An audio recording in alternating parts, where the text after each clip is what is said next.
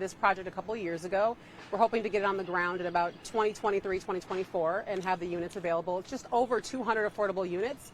And because we have money in the project, those units are now legally bound to be affordable units for 30 years. And so this project gives us long-term affordability for our community. Awesome. And so I think in the email they were talking about there's been some additional funding for more sites. Can you tell me just a little bit about that and what's going in there? So this is an annual process for us. We have a rolling RFP where we allow folks to come through and developers can bring projects they need some gap financing for in order to make the developments work essentially and keep them affordable. Every year we do this. This year we brought forward 515 new units to our commissioners, which were approved to move forward for tax credits.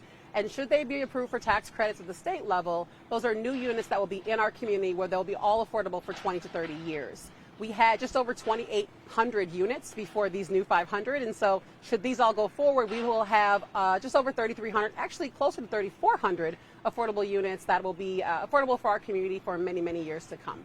Yeah, and just talking about these number of units, why is it so important that we just keep adding as much as we can? Yeah, because the market's not going to do it for itself. We have to incentivize affordable development. Wake County is one of the most desirable communities to live in. It's the second fastest growing county in the nation. And we love that we have this really desirable, vibrant community, but the market's not going to create space for affordable units for the folks who've lived here for their lives and want to stay. And so we have to create a space for them so they can afford to stay in their communities. And that's what this gap financing does, that's what this money does, and that's what creating affordable units for multiple years that are legally bound to stay that way helps us to do. It helps keep our community together, viable, and vibrant, and allows folks to live where they've always wanted to. Yeah, and so, going forward, you get, more funding, you're able to do more projects. What is the goal, going forward? Yeah, the goal is to keep moving and trying to keep up with the loss of affordable housing. So when your community is as desirable as ours is, you bleed affordable housing. We have developers who would love to snatch up all of our, what we call naturally occurring affordable housing, or NOAA, and flip it and turn it into really fancy units. And fancy is great, but it's not affordable for folks who need to live there. And so our goal is to use this program to keep up with the needs of the market, to ensure that we have affordable housing stock that's available for all, and that people here in Wake County have a choice of where they want to live. It's not based on their income, it's based on the communities they want to be a part of.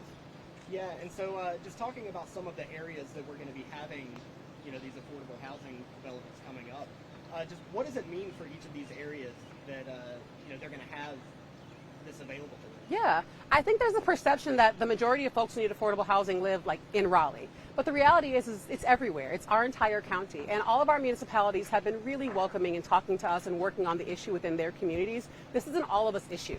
And so we have to ensure that we have spaces for people to live that are affordable for everyone, no matter their community. And so my team works very closely with all the municipalities to ensure that they have policies and plans and that help to support the development of new affordable units. And then we try to make sure we have units that are spread out across the county to ensure that folks can live wherever they want to live in Wake County.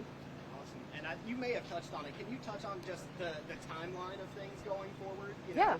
How soon can we expect places like this to be ready? Yeah, so they take 2-3 years, and COVID has kind of extended some of those timelines a bit to get on the ground. We started this process in 2019 with our overhaul of this new program, and we've got almost 3,400 units that have either been developed or in queue. This one has started a couple of years ago for approval and will be on the ground in 2023, 2024 at the latest. Awesome. Is there anything I didn't ask you that you feel like is important to mention?